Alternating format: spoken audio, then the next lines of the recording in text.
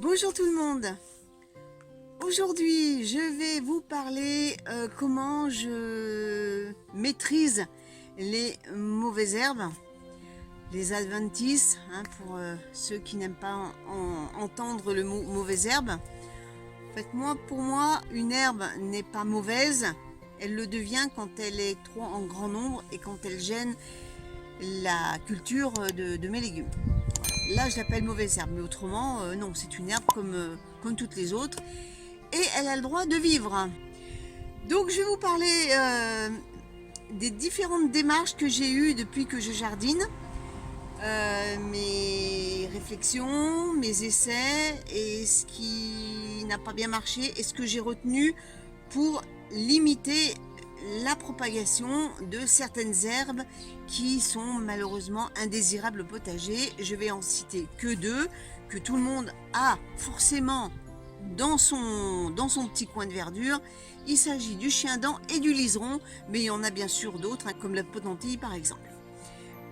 Ensuite, je vous ferai un petit topo de ce que j'ai fait dans la semaine. Bon, vous savez que je suis du genre tenace.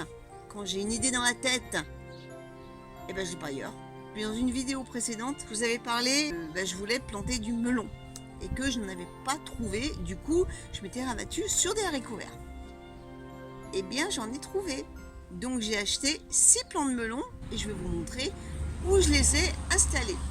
Et ensuite, si vous restez jusqu'à la fin de la vidéo, je vous montrerai quelque chose qui est arrivé à la maison, qui était tant attendu depuis des années, et il est arrivé, il est venu, mais ça je vous en dis pas plus. Si vous voulez le savoir, restez à la fin de la vidéo.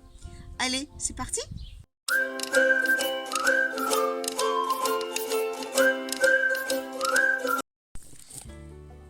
Allez, je suis assis à côté des poivrons et c'est l'endroit où il y a pas mal d'herbes indésirables. Comme ça, par exemple, le fameux liseron qui font des fleurs magnifiques, mais qui est quand même embêtant au potager. Et puis, il y a le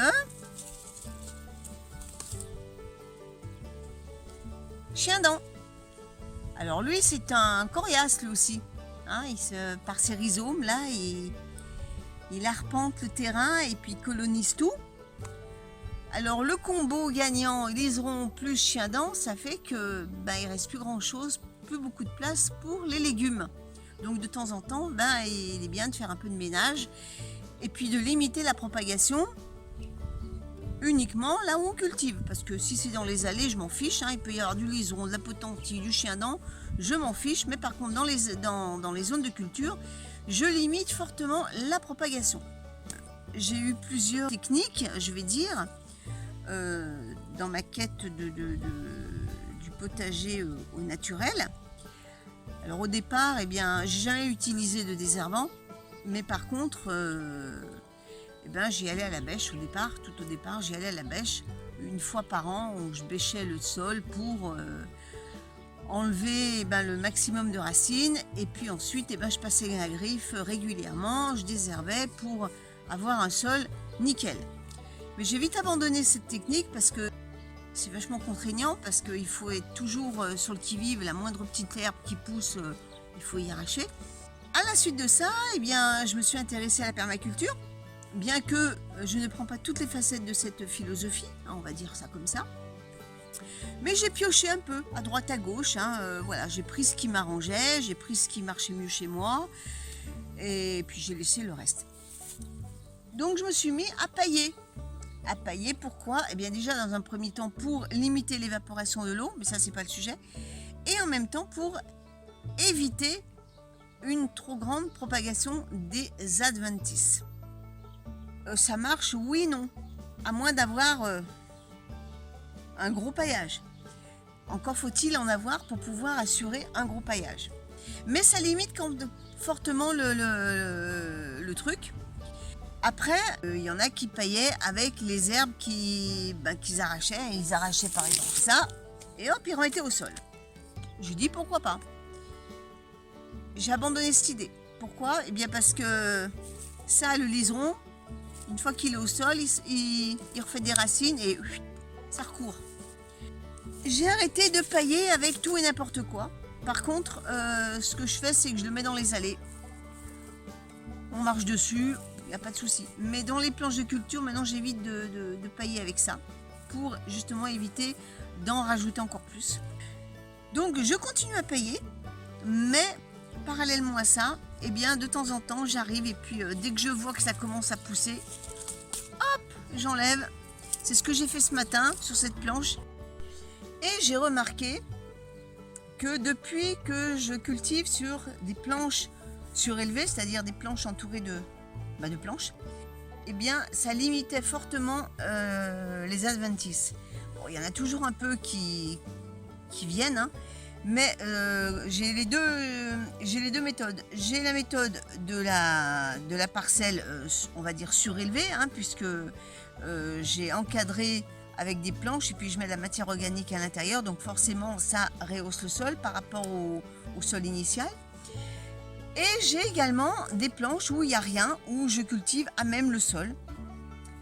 Eh bien les adventices arrivent beaucoup plus rapidement sur ces zones-là où il n'y a pas de planches que celles où il y a des planches.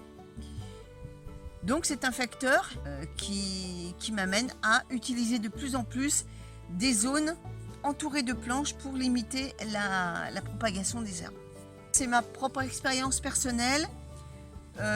Dites-moi en commentaire comment vous faites vous pour maîtriser les mauvaises herbes. Ça m'intéresse aussi parce qu'il n'y a pas de vérité absolue et c'est vrai que chaque jardinier a sa petite recette en fait. Alors cette semaine, ça a été la plantation du melon. Voilà un pied de melon.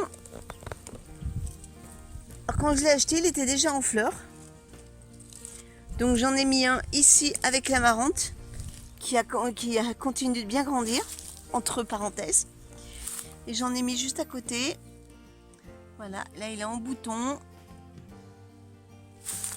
Et j'ai un autre pied ici. Il commence à faire des fleurs. Donc nous sommes à 3. J'ai dit que j'en avais acheté 6. Alors on va voir les autres. J'en ai mis un vers mes maïs. Il commence à bien pousser. Et puis également, avec la pluie qu'on a eue, c'est logique. Et voilà le melon qui est là. Alors, ouais, vous savez, ça, c'est marqué interdit. Voilà, c'est un liseron encore. Voilà le petit melon. Il est en bouton. Alors je l'ai mis ici parce que vous connaissez le principe de la mille-pas. En général, on met du maïs, on fait courir des haricots qui vont grimper sur le maïs et on met au sol des courges pour le sol. Eh bien, bon, j'ai pas mis de haricots grimpants, hein, puisque j'ai pas beaucoup de maïs. Mais j'ai mis un melon qui est de la famille des courges au pied de ces maïs. Et les deux petits derniers sont ici, tout en fleurs. Et un ici, à côté des salades. J'ai fait 2 boutures de tomates issues de celle-là que vous voyez en premier plan. Il y avait deux grandes tiges qui avaient poussé et comme on avait eu de la pluie, je voulais pas la tailler tout de suite, donc j'ai attendu qu'il fasse un peu plus sec et là je les ai enlevées parce que je ne veux pas les conserver. Et comme elles étaient bien avancées, eh bien je les ai repiquées directement en pleine terre. Là vous en avez une ici et vous en avez une également là. Alors ici j'ai mis un tunnel parce que j'ai planté des petits choux que j'avais semés, les rescapés de la petite chenille qui m'a mangé une bonne partie des choux. Donc j'ai dit je préfère les planter et les mettre une protection, au moins comme ça ce sera assuré. Donc j'en ai un ici. Alors ça, c'est un chou cabu, je crois. Et puis le reste, c'est des brocolis. J'en ai un ici, j'en ai un là et là. Et voilà le muflier. Derrière, vous avez le kiwi. Ça y est, il est parti. Et puis là, les soucis qui sont en bouton. Voilà, le petit muflier.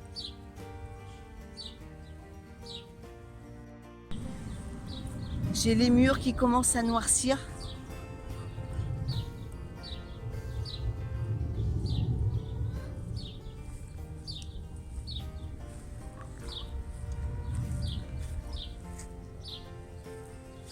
J'en ai ici également.